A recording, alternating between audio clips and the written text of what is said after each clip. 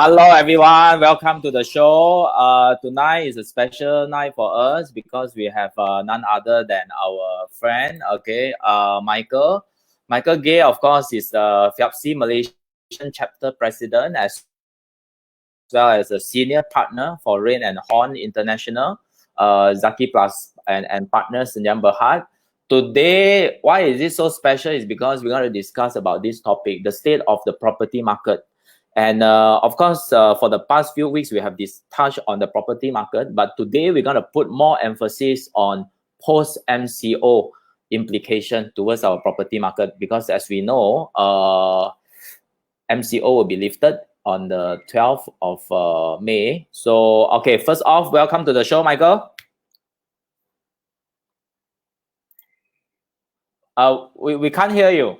We can't hear you, Michael. We can't hear you.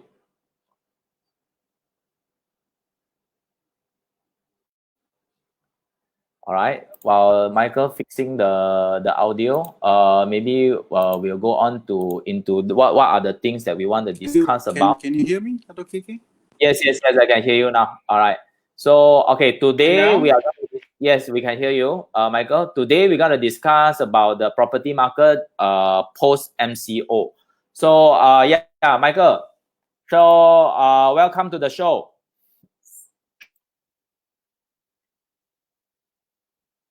All right. Maybe you can speak up so that we know the audio is in. We can't hear you. We can't hear you, Michael. Maybe you why don't you take off your earphone and use the speaker from your computer? I think that would be a better choice. All right. Yes, we can hear you now. Okay. You can hear me now? Yes. Okay, I think your earphones couldn't connect with your iPad. All right. Yeah. Yes. All right. So Michael, let's cut to the chase, because we have welcomed you 2 times already, but you couldn't hear that. Okay, never mind. Michael, for you, what is your take? Because as you are well aware, IMF report has came out. It says global recession is hitting us on our way. And with this global recession, how will the economic landscape change? I want you, because your exposure towards the regional property market is there. I want you to give us an analysis on the global arena. What are the sentiment right now? Go ahead, Michael. I must say that I'm the first few days was not sure what's happening, but after this time, I'm happy to be locked out in Malaysia, because in Asia, I'm very happy to be locked out in Malaysia, because we looking at the sentiment regionally and what's happened in the region. Then of course, through FIAPSI, we committed through webinars with the region. Yeah, I joined some global webinars as well.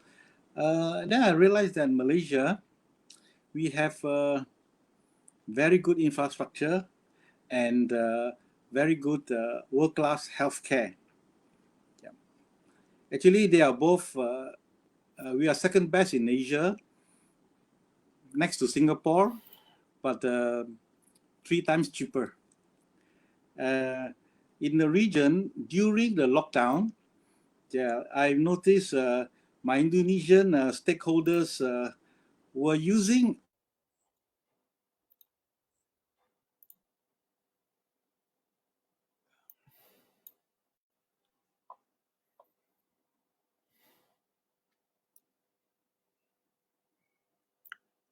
Michael, your line got disconnected, is it? Okay. I think Michael's line is a bit unstable. So yeah, because mainly Michael spoke on the regional side, because we also do know very well regionally, besides Malaysia, we have our neighboring country which is still under lockdown. For example, Singapore, Indonesia, as well as Philippines. So in terms of the property market there, I think overall our neighboring country also experiencing the same sentiment. A lot of uncertainties.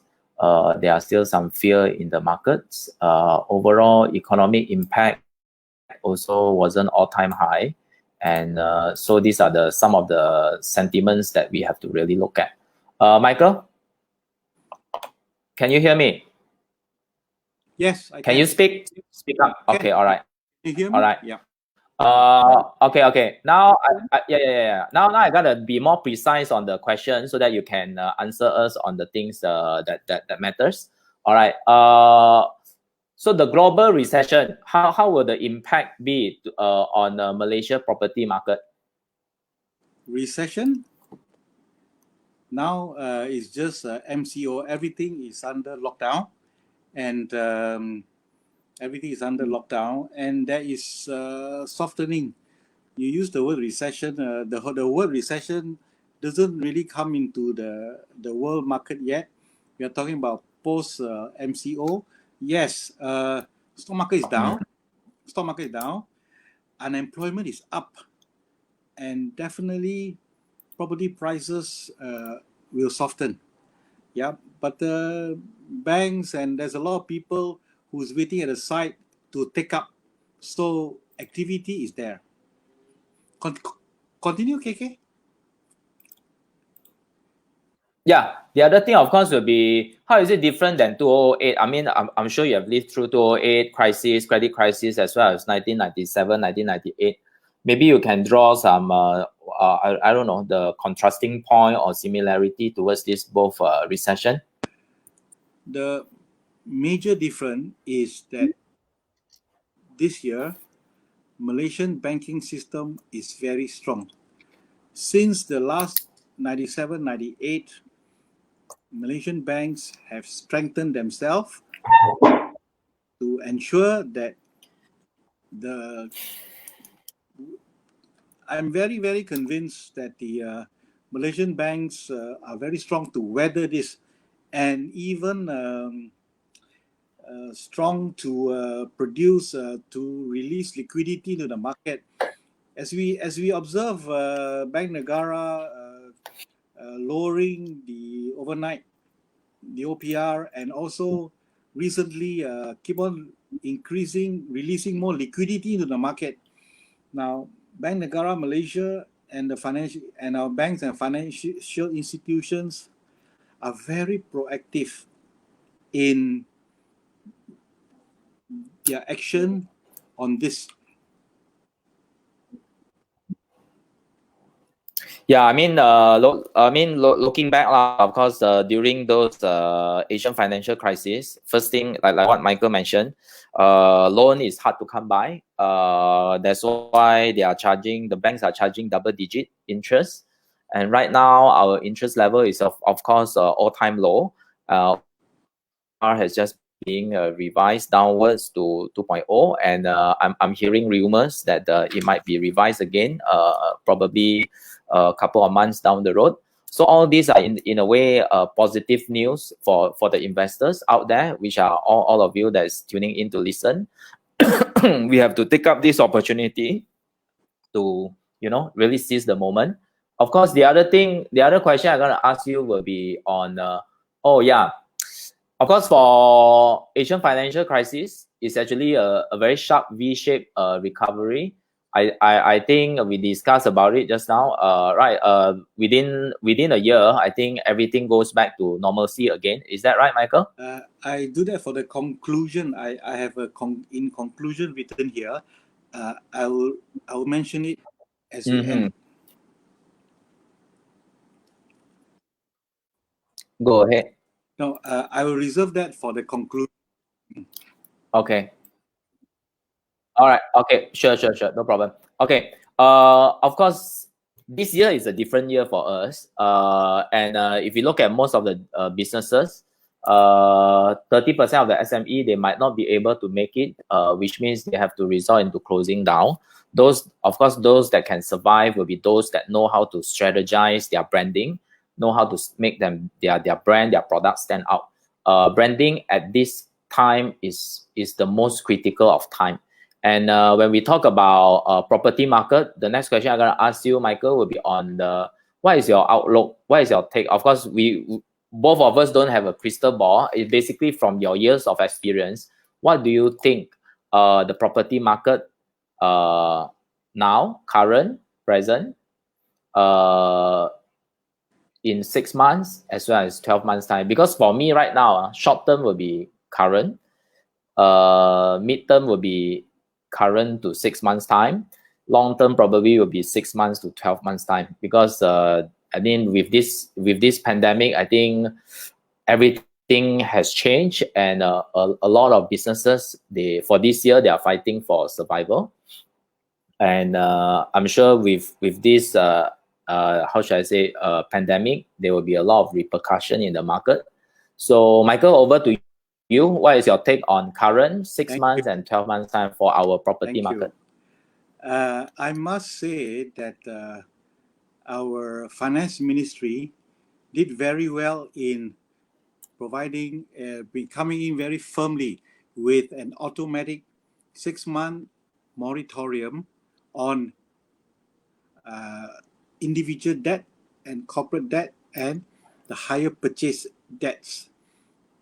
Automatic moratorium. No need, is an automatic moratorium. It is one of the best moves in Asia, actually, where other countries you have to apply and then you may get it. Okay.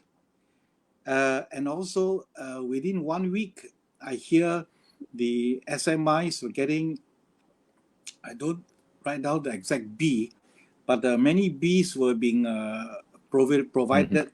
Yeah, 80% guaranteed by government, 20% guaranteed by the local banks to release into the SMEs.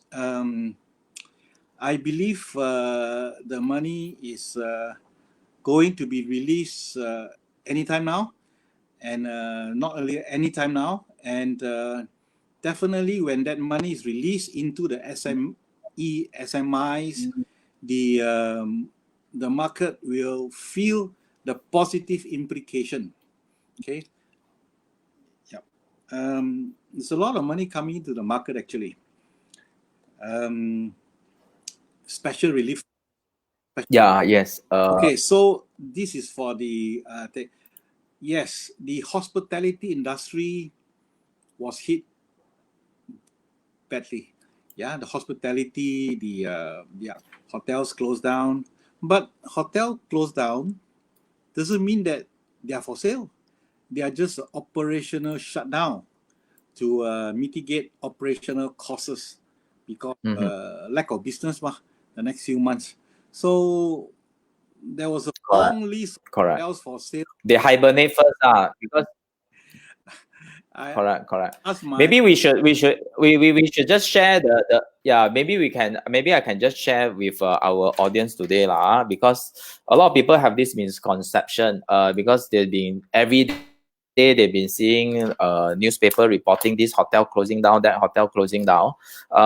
Actually, in actual fact, the hotel owners, they will still resume their operation. It's just that they will do it after all this all this pandemic issue die down. Probably they will resume their business, but their closing down is not really chap kind of closing down. Their closing down is probably to, like what Michael is saying, to control their operational costs, to get these are the main objective. Of course, the other question I'll answer, Michael, it will be because of your exposure regionally, especially towards this property industry, foreign purchaser sentiments towards owning a property in Malaysia, has it weighed down during this period of time, or will it ever come back again? And if so, is the core market still will be China, Hong Kong, and some Asian country? What is your take on that? Oh, I'm very, very clear on this. The last 1 month, with my associates, we are working on plans to continue with to step up to step up to webinars, promotions. There are people waiting to board a plane to come to Malaysia. Yeah, more the major cities lah. KLCC City Centre, Penang, Johor, lepas Kota Kinabalu, Kota Kinabalu as well. So they are genuine. One thing was mentioned. They have they find that one specific, I won't name the country, but they have lost faith in their hospital system. Yes. They actually have lost faith in the hospital system, and they come here to park their parents and the children to live here in Malaysia. Yeah, I believe more international relocators will come into Malaysia post MCO. The COVID is here to stay. Okay. The COVID is here to stay for the next 18 months. Yeah, there will be no post-COVID pass. Yeah, 18 months, COVID still around. COVID still around. Is that, human, business, and virus got to live together lah. Got to live together. Okay. Correct. Is that our scenario? Cohabitate. Cohabitate. Understand. That's the new norms. That's the new norms. Michael, talking about the new norms, how will the business model change within coping with these new norms? When I say business model change, will be how will the way people consume property change? How will the way people sell or buy property change? Very obviously, Industry 4.0, prop tech, fintech, all these techs in the property was around the last 3 years. Property players look at it, study it. Some bigger boys embraced it. Some bold players embraced it, and they reap the fruit today. When under MCO, they just hop on to their digital platform, ramp it up, and live. Like all the top developers today, from an interview I see with The Age, they are right onto the platform, and straight away they do business and transact. And now post MCO, waiting for a documentation, lawyer just started working, and then after, banks will process the loan, and business will be there. Banks are there to do business, that's for sure. I deal with them every day. So they, for the right borrower, they will give out the loan. Okay, that's the major difference between today and the 97, 98. And cost of funds definitely cheaper than double digits of 97, 98. Yeah.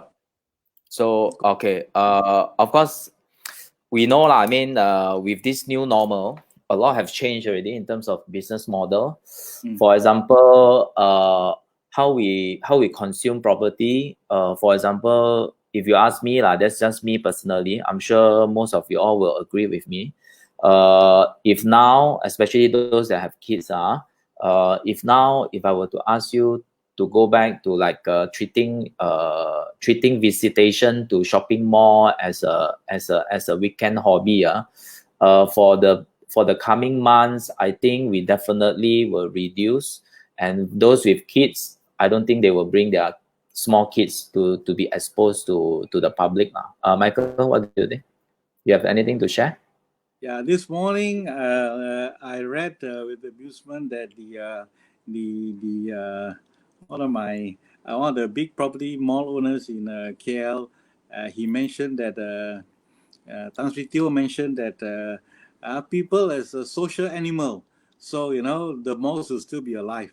And I believe with him, you see, having involved with some very good friends and the MRCA, I discovered that the more they're going out online and offline. So there are many things you cannot do online. You cannot eat a birthday cake online. You can show a birthday cake, but you cannot eat. You see, you cannot do many things online. You still have to sit down and have experience, have entertainment. Of course, there's a new normal. Okay, but on the retail market, I don't want to go into it so much. Yeah, but I don't think I know for a fact that the big online players will take up positions in retail malls in Malaysia, Klang Valley. Yeah, because the malls, they will go online and offline at the same time. Yeah. So now it's O to O lah. What they are saying is online to offline, offline to online. So what I'm saying here is during this period of time lah, people visitation to shopping mall will be reduced. That is given already. But of course, us human beings, we are very forgetful. Okay, once all this thing is over, back as normal again, no? All right. KK, The other thing, yeah. KK, during MCO, do you see the long line going into the shopping mall and going to the hypermarket and buying? That will be for grocery, grocery. Necessity. Yeah, I'm talking about necessity. Okay. Yeah. Necessity, yes, no doubt about it. Even today, if you go to the malls also, I just visited one mall also, the same how should I say, the same experience. When you go to the big shopping mall, this is one of the biggest shopping mall in town lah. Okay, their supermarket side packed with people. Side is like very quiet. Of course, the way people buy property also, because we also have been hearing a lot of good news from the industry. For example, property agent, some of the property developers, they are actually making some sales online. So this is something that is, I would say, encouraging. It is something that can motivate the peers to do better. And people are more, like myself also, during this MCO time also, I bought a few, few items online. So definitely this is the way that, people will be accustomed to, and more, how should I say, more acceptance towards that new way of buying and consuming properties. All right. The other question, okay, right now is now we have over close 587 people watching us live. Any one of you all that have a questions, okay, just go ahead and shoot your questions, and we will try to answer it as many as we can. Those that give us a questions, we will be giving out a book. We will be giving out this book, COVID-19 Survival Guide, Real Estate Investment, of course, by me. So anyone that asks any questions will automatically be given this book for free. This ebook is worth about $19.90. All right. Let's keep the questions pouring in. Before that, Michael, shall we continue? Okay. In your opinion, Michael, our government actually have done a lot with this 260 billion stimulus package. I'm sure we will want more to be done. So what other things that you think government can do? Other things that government can do, I believe what other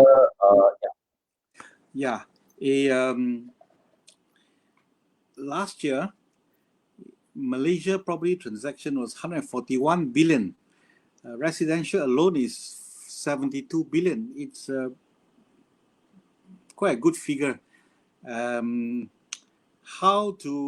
government can do is continue the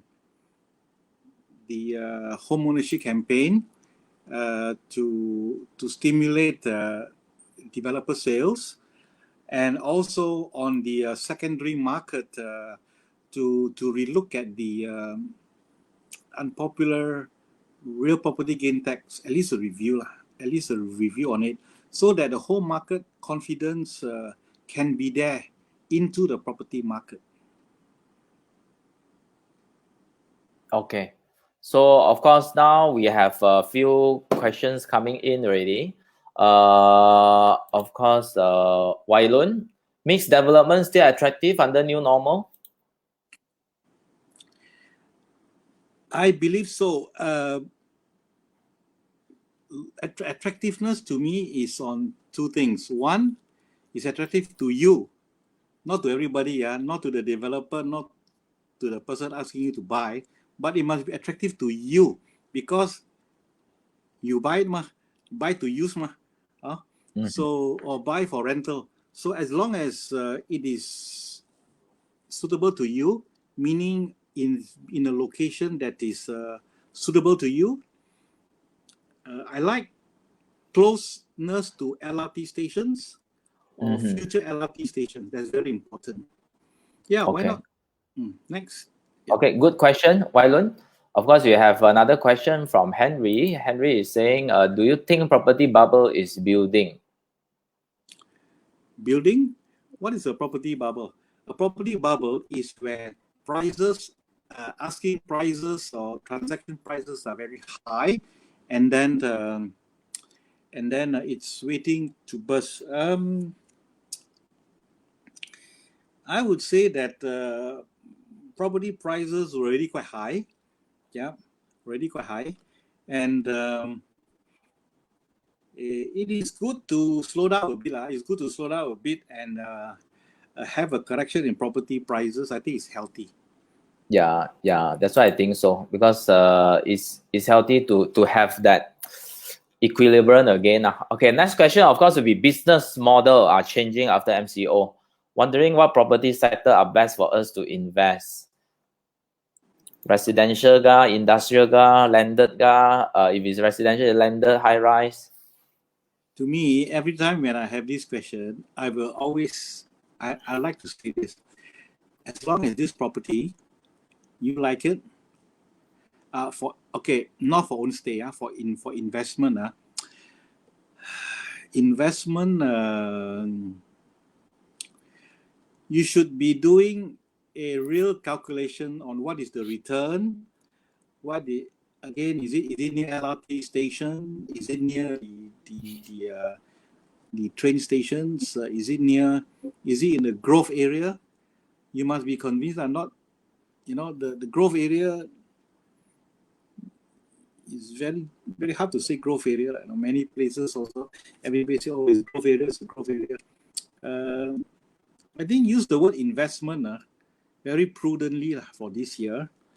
Buy, upgrade to the property you like. Yeah, you may be buying it cheaper. Okay, if you are buy a property in your hometown, if you are not at your hometown, if you buy cheaper so that you can come back for a long stay, for retirement, for upgrade of your family and all that. Yeah, find a purpose to buy. Don't buy for the sake of buying. Don't buy just because one guru asks you to buy. Okay, you must have a real reason for buying. True. Talking about property guru, I'm sure your exposure towards our regional property industry lah. So how are we different than the rest of our peers? Or peers like in the other countries, like Singapore, Indonesia. Okay. I know for a fact they are appointed property ambassadors and property icons. When I was in Manila, I saw Manny Pacquiao there being the ambassador for one developer. And oh, my idol. Oh yeah, Manny Pacquiao lives here. Yeah, he stays in this condo. Yeah, and Manny Pacquiao supports this condo, this developer. So they are property ambassadors. In Indonesia, property ambassadors are singers, movie stars are property ambassadors. Developer ambassadors is very normal. Taiwan, property ambassadors is very normal. Malaysia, property guru. I think they have arrangement to sell, to to sell for a financial arrangement than to sell. I won't say there's nothing wrong with that. Is that it is it is a marketing, it's a sales and marketing play. Okay, good or bad, as long as the property is the buyers buy with their open eyes, and they understand what they're going into, and the developer is happy to sell, and the banker is happy to lend.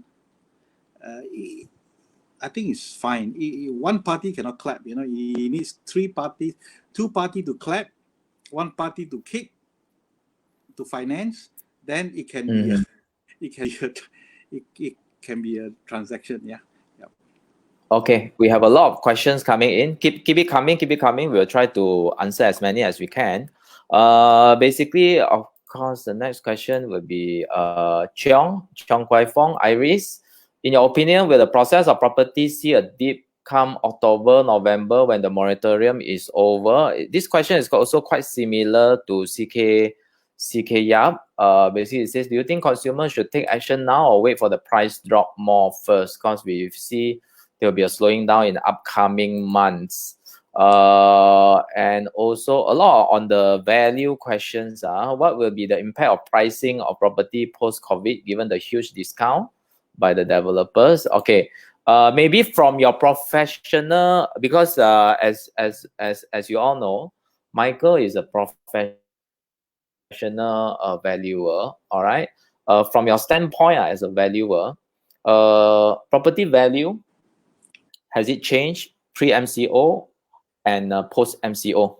Okay, I want to say this, that there are three different things here. Okay, I was a trained land economist and a valuer at the same time. So there are three aspects of the market. One is activity. How many units transacted? Activity of the market. One is prices. Yeah, prices and activity, prices, sentiment, take up, activity take up. So we must be very clear what we are talking about. If you ask me, are the prices softening? I say yes. Okay. What is a rebate? A rebate is a okay. I won't get so detailed or technical. Okay, but in general, there will be some softening of the price in the secondary market and also the primary market. It is quite inevitable. Yeah. Secondly, is there activity? I say yes, because many people call me and say that any good stuff, let me know. They'll come and scoop. Okay. There are many agents around. I noticed my agent friends and some agencies, the larger ones, they're really on the digital platform agents. They have clients waiting to buy stuff that is priced below the market. And I saw one agency post that they have sold 300 over listing. Yeah, and I believe they are all price. Yeah, there's activity. The market is not dead. The market is not dead. Okay, so the prices we have softened, and it depends on you. What are you? Are you a seller? Are you a buyer? If you are a seller, most of the question is about buying. Buying. Okay. Yeah. Then if you're buying, what are you? Are you buying for your first home? If you're buying for the first home, go for it. Why? The cost of fund is cheap at the moment. It's all-time low, you know, for the cost of for the mortgages. Okay. Yep. Cost of fund is very low. Seize the opportunity. Yeah, it's opportunity to buy your first home. Go ahead. You can afford it. Your parents like it. You like it. Just go ahead and buy. Okay, it's the best time to buy the first home. Okay. Secondly, if you're buying for retirement, like what in your home, like what Michael said. Yes. If you're going for the buying, like what Michael said. Yeah, I think your line is breaking, Michael. Okay, like what Michael is saying, property value, of course, we will have some adjustment, but of course, we gotta look I mean, if we talk about property investment, we got to look at the horizon probably of more than 12 months type of horizon. And of course, Ui Suming is also asking these questions. After this COVID crisis, the property market will experience a V-shape or U-shape bounce or L-shape bounce. Okay. All right. L-shape means we are out already. The whole country will be going to bankruptcy. But of course, if you ask me, most probably will be a V-shape because we just need to take reference from what is happening in China. I think China, most of the demand, most of the consumer spending has come back already. So it shows a positive sign. And we are not hoping for a U-shape. I don't think anyone will hope for a U-shape. V-shape, hope. I think I also personally think it will be a V-shape. Michael, what do you think on the bounce back line? Okay. In Hong Kong today, Hong Kong, Vietnam, and Seoul, business have started. Okay, business have commenced, and I will answer that last because I have prepared a ending. Yeah, this one, and I will answer that last. Okay. UV. No problem about that. Can. That last year. Okay, we also have one question. Yeah, sure, no problem. Should we focus on auction property? Ask me. This is a straight talk. You ask me, I answer Yeah, you. this is a question by Glenn. This is a question by Glenn that I post it up. Should we aim for auction property? Will auction property drop a lot?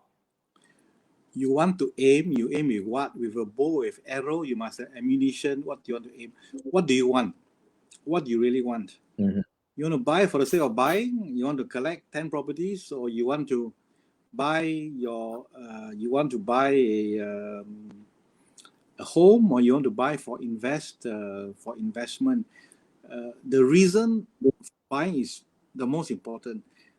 Auction got their trip and traps. Not so easy, but can be cheaper. I really seen some auction prices because they were bad debt earlier from compression loan bad debts. They are coming down on the market already, and they are much cheaper. If you like to stay there, you must do some due diligence on it. Why not? Yeah, like what Michael says, you gotta have a game plan. I mean, in every segment, be it primary market, auction, or secondary market, there are opportunity. The seasoned investor will be able to differentiate and really look through the potential of that or so-called opportunity. Because sometimes opportunity can turn into a lemon for you, for what you know. Because auction property, the few things that you have to take notice of will be, first thing, in terms of loan. Sometimes what will be happening is caveat will be taken place, and when it's caveated, then chances for you to get a loan from the bank is close to zero lah. And then you got to prepare the residual funds for the whole properties.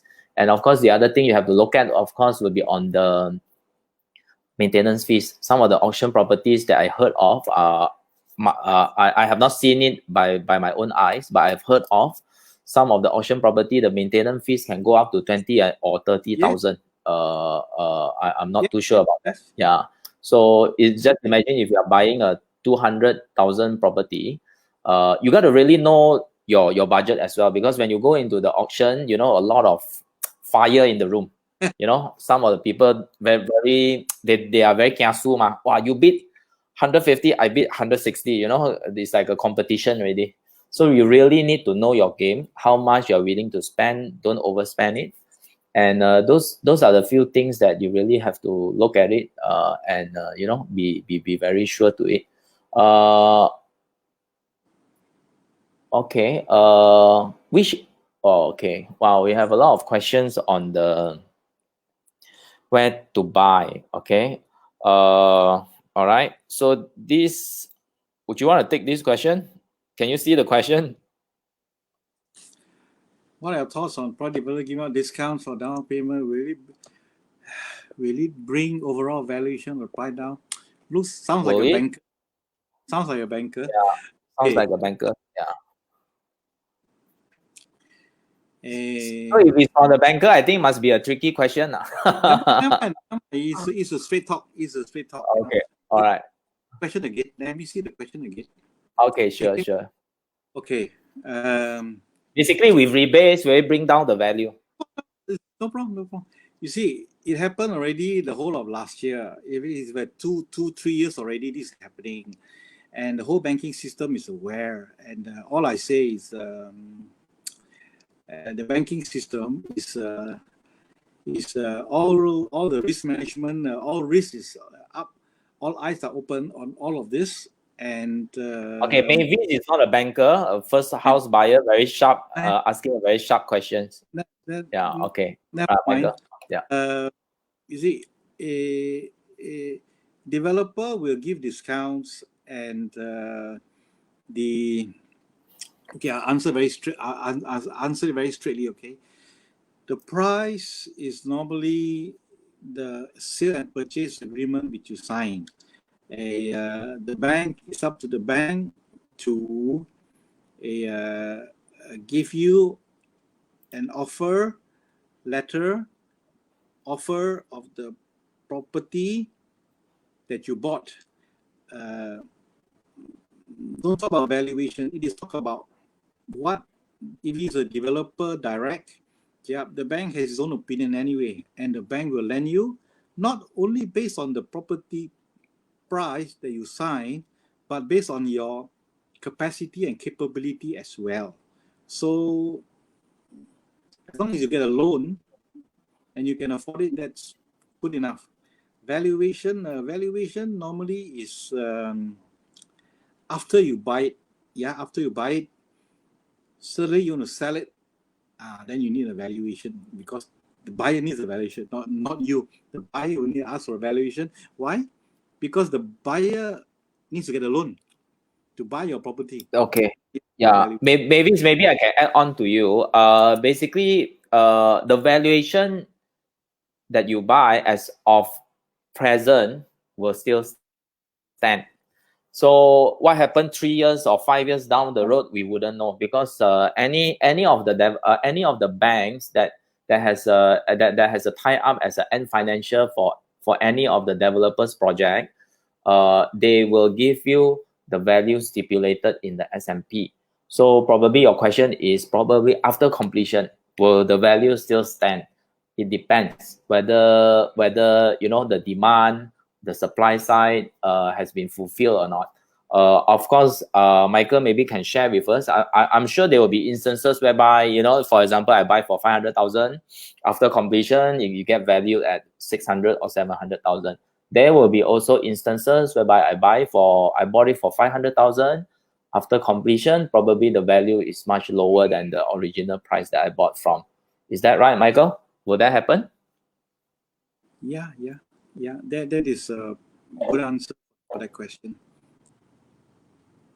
Okay, Sam has a question. Property overhang, how to solve? Property overhang, we know right now about 50,000, over 50,000 units of residential units overhang, and it's worth more than 33.96 billion. And guess what? Every single newspaper media agency is giving different amount or value altogether. So, Michael, would you want to elaborate on that? Yeah, I'm happy to elaborate on this. I've researched this overhang very detailed. Yeah, for last year and also last week. Yeah, and the overhang. I find that the overhang figures are very location specific. Yeah, many of the overhang, they comprise of 3 different things. One is, like for example, in Johor and in Selangor, a very high percentage, up to 40-50%, it is the developers unit, Bumiputra unreleased Bumiputra units. Okay, so that's one. Two is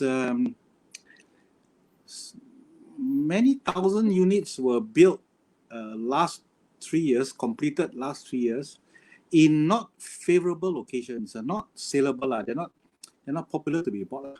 Certain locations, and because the locations were not popular, the Like where? All I can remember is there's some less than 1,000 units built in a place called the near the Sungai Ular estate, in Kedah. Yeah, and the take-up was very low. And if you ask me, the overhang, it will still be overhang next year, maybe, because the not so it was built in a place not so desirable. It is an issue, but it is very localized. It's especially the researchers and the capital market analysts shouldn't lump it all together. Yeah, you must see the figure. They are in Johor, exactly where and what type of property. Yeah. So I offer is that three. One is the Bumiputra unreleased units. That's one, very, very high percentage. Perak, Kedah, Selangor, and Johor. Two is they were just built in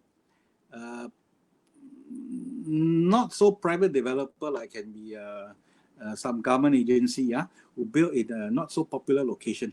So the take up is slow. Okay, back to you. Yeah, of course. Brian also asked a good question, but it's quite similar with the overhang issue lah. It says oversupply issues and rich are getting richer, kind of things. So so basically, it's rich are getting richer or poor are getting poorer. Basically, it's about opportunity, how you see the opportunity and how you really seize and capture the timing of the opportunity lah. So of course we also have questions. Tanjong Tokong, I'm not too sure with the area. Michael, are you familiar with Tanjong Tokong? If not, it's okay. In Penang, yeah. Very popular. Again, is it a good spot? Again, to me, it's not about Tanjong Tokong. It's about you, Mr. Call or Miss Call. It's about you. Do you stay there? Do you like to stay there? Your in-laws stay there? Your outlaws stay there? Or you want to retire back there? If you have a reason, then it's outlaw good. In-law, that's a good one. Outlaw. So Tanjong Tokong is a good spot to invest. Yeah. Yeah. So this Sun Peng is sharing on the online auctioning. I think Malaysia we are doing that already, but not too sure of the receptiveness towards that. I decline to. Well, I can just talk in general on this online auction. It is a procedure, and it can be a very technical procedure. And the problem with online auction is that now I don't want to go into detail on this online auction. It's a technical question. It can be a good way. There are two ways. When you talk about auction, you're talking about auction bidding. You talk about, you see, like in Australia, auction. People auction their houses voluntarily, not bank. The owners auction their houses, and they fetch a better price by auction. It is a culture, But in Malaysia, Singapore, you say auction, everybody, auction must be cheap, or auction must be by bank, and then the owner zao already, then there's an auction, So the perception is different. In Malaysia, auction is always associated with cheaper property prices. Yes, I see that. Is that a new norm? It is up to what is legal. At least you just say yes. We already have online auction in Malaysia. For me, I'm all into online auction, but of course the bad news is for all the licensed auctioneer out there lah. Once the online auction is up, then all the auctioneer will be out of business. And of course, it's overall it's beneficial to us property purchaser, because by doing online auction, I think we can eradicate all these syndicates, auction syndicates out there lah. And also at the end, it's beneficial to the consumer. Anything that is pro consumer will always prevail lah. Okay, the other questions will be, of course,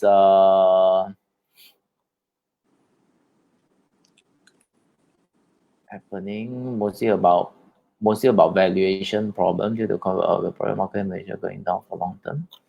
Okay, any other questions that you all want us to answer?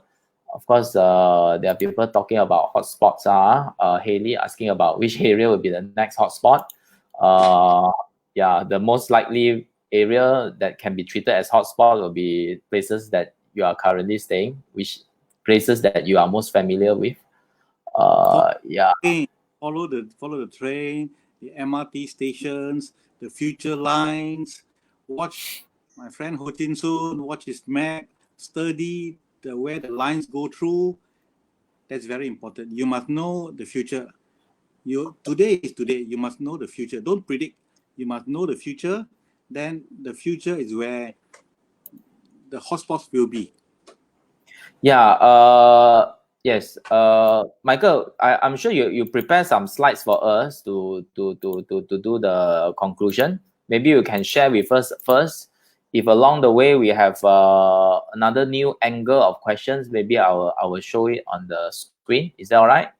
Michael, what are the basically? It's my ending word is my ending wording, not a slide. Okay, all right, okay. Some maybe we can. Yeah, sure. Maybe we can do that as well. Okay. Before that, we have a question. We have a lot of friends from Penang. Okay, your gang, Michael. Do you think commercial property in Batu Kawan glutted since there are so many shops left vacant after WIP for more than a year? You want to comment on that? How to answer this question? Maybe I start first. Okay, commercial property because I am a commercial investor as well. Together with industrial. For commercial, my take on it is very simple. Right now, malls are not doing well.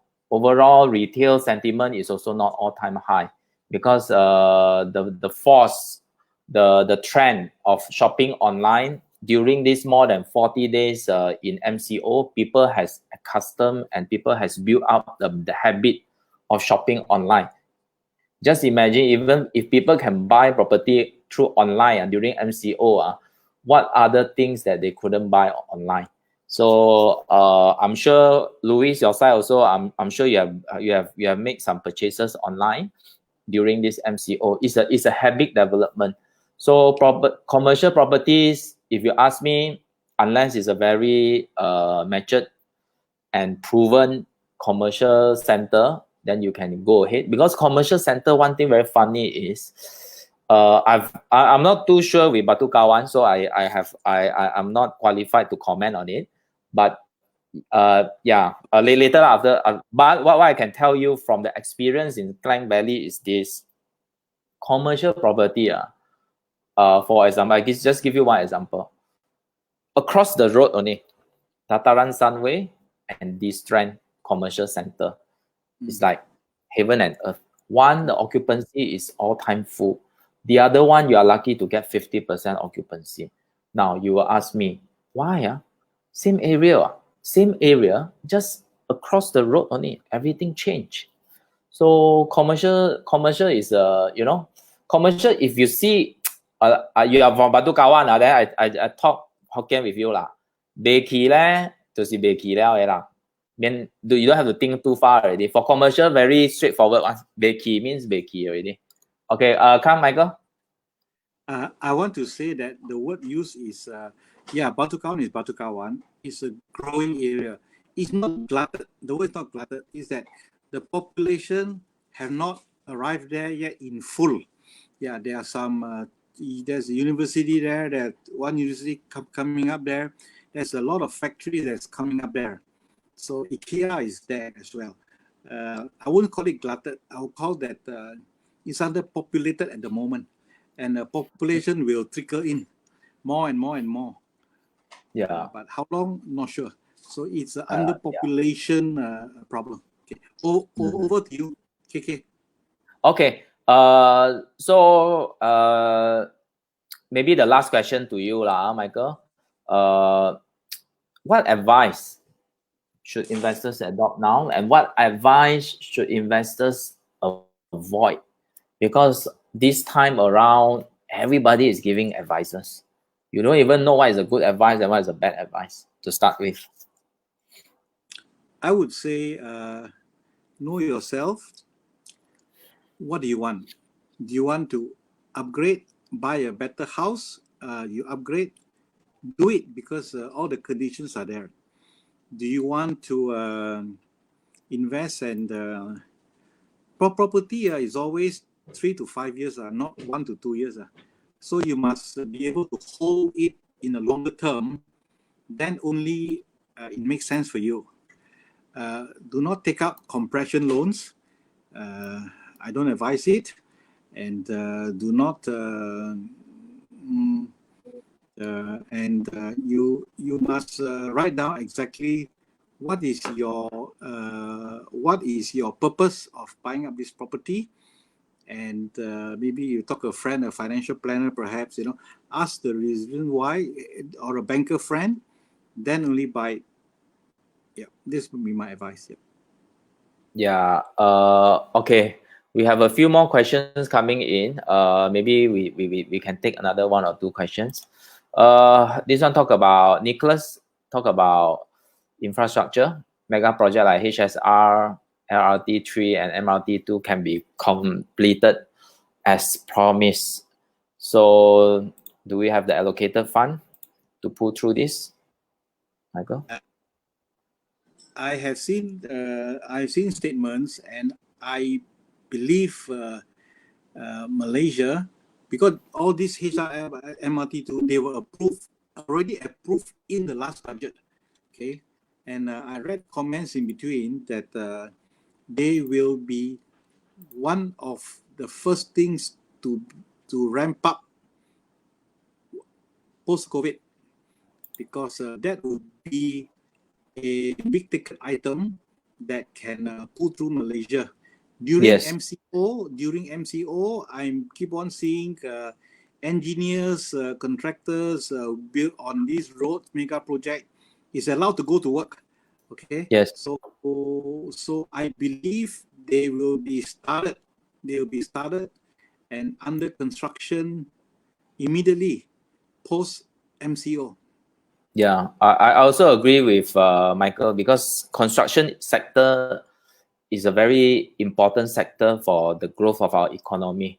That's why if you notice, even in US, in Malaysia, the sectors that they open up first has always been construction sector. So yeah, this is something that the likelihood will be quite high. And of course, the next question, do you think LTV 70 is causing the slowdown?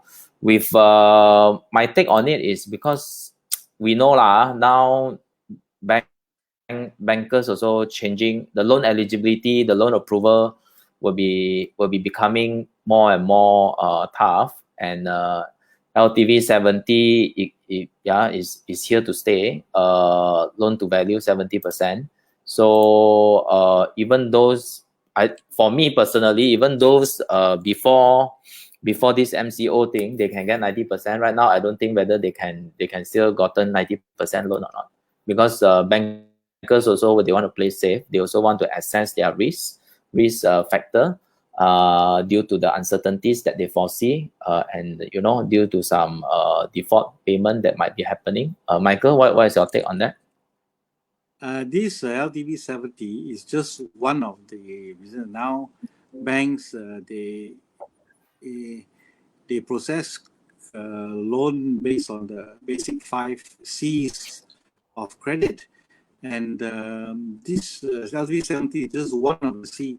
They look more of character, your capability to repay, your capacity, who's your guarantor, who's your father, You know, all these things. Yeah, all the job. These are very important issues. Not only the 70. Yeah. Next. Yeah. Okay. We still have more questions coming in. So maybe I'll take the last questions. Soon Peng, I just read it out. A lot of hotels are on sales, and maybe quickly we can answer him. Can tourists return within 1 or 2 years?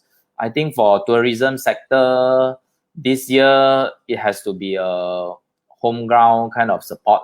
Basically, Malaysians supporting, traveling within Malaysia, cuti Malaysia. Hopefully that can spur up some activities for the hoteliers. Michael, your side? Yeah, I want to mention that everybody. There's 2 questions. I'll take the hotel question first. Okay, sure. There's a long list of hotel closing. They say hotel closing. It doesn't say hotel for sale. That's actually a fake news, and the Malaysian Hospitality Hotel Association, they have come out to say that it's fake news. Okay, so yes, the bigger hotels definitely not for sale. The big name hotels, the in the hotel business, if I must say, some of the real big hotels, they are not for sale. Yes, the smaller hotels which are less undercapitalized, they will feel that weak, and then they'll put up for sale. Okay, so again, tourism, we only shut 6 weeks only. 6 weeks only. What my regional people are telling me is that Bangkok, there is pressure for Bangkok to open and receive tourists from China, and they are not opening up yet. So there is tourism is not. It's only a 6-week thing, okay, and then 18 months of living with this virus. It's not the end of the world. All right, understand. Okay, with that, I would like to say thank you to all of you all that stay tuned. Thank you very much, and stay home and stay safe. Yeah, Michael? I've in conclusion, I'll just read out. So in conclusion, all right. I find the Malaysian property market will soft land this year, but it will not crash. And in tandem with the International Monetary Fund's IMF, 9% projection growth for 2021, and the World Bank forecasts 6.4 growth for the whole market for Malaysia in 2021. I believe Malaysia's property market will rebound in 2021. Okay. All right. With that, thank you very much. Sorry, we cannot take out all the questions. And wishing you all the best. And stay tuned again for our next episode of Straight Talk. Thank you very much, everyone, for tuning in. And stay home and stay safe. Thank you very much, Michael. Good night.